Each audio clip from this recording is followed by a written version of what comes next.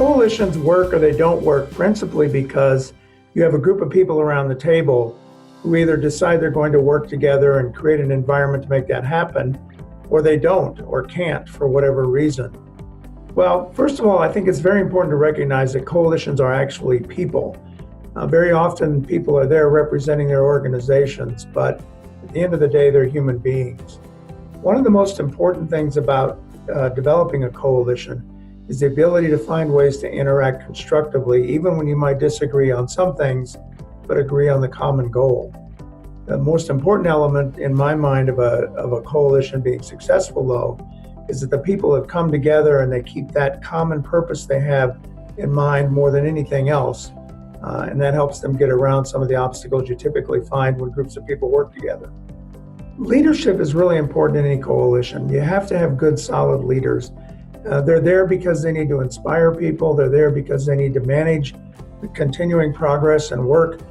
They're there because they need to manage conflict, and they're there because they need to try to bring people together and keep focused and on task.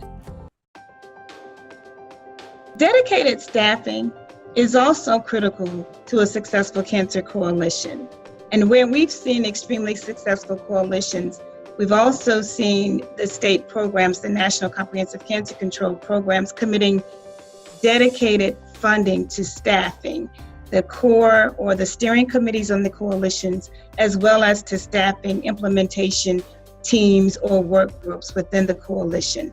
By having dedicated staffing, you're removing the burden from the members of the coalition that oftentimes work for other organizations. The dedicated staff is able to provide the logistical, the administrative support that the implementation team, the steering committees need in order to really stay focused on the planned activities and the timelines that they've established for achieving specific goals. Effective, consistent communication is also an extremely critical and important habit of a successful coalition. It's important that all of the coalition members are aware of the activities of the coalition and that they have the opportunity to review meeting notes after meetings to understand where they are.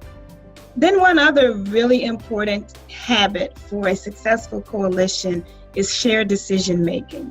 It's important that each of the coalition members bring the information to the membership or to the coalition around specific issues and/or cancer priorities. But then it's also important that as a group, the group collectively decides upon the priorities. And so shared decision making is extremely important because it makes sure that each of the members are engaged and that they feel engaged and valued. Decision-making in coalitions is really an interesting phenomenon. One of the things that's really important is to have decision-making rules in advance of actually getting into the substance of deciding where you want to go and what your goals are going to be. So there are several different models of ways that decisions get made. One of those models has to do with what do you do if you actually are going to vote on things and to see where people stand. Our typical democratic model is to have a 50% plus one be the majority rules kind of model that we use in this country. But if you're working on a coalition where you want most of the people, most of the time, agreeing on the thing that you're deciding about, it works far better if you think of this as a supermajority concept. And what that simply means is that you don't go with 50% plus one. You say that if we don't have 80% or 85% or 90% of our coalition members agreeing on something, we're not going to do it. Conflict within a coalition is not unusual, and the more complex the issue you're working on, the more likely you're going to reach conflict. Interestingly enough, I don't think you reach conflict very often about the goals that you want to achieve. You tend to get into conflict when you reach a place where you're deciding on how to best achieve those goals. But once again, the critical issue here is that in advance, you decide what the conflict resolution rules are going to be. If you're going to take a vote, that's fine. If all the members are going to be involved in the vote, that's fine.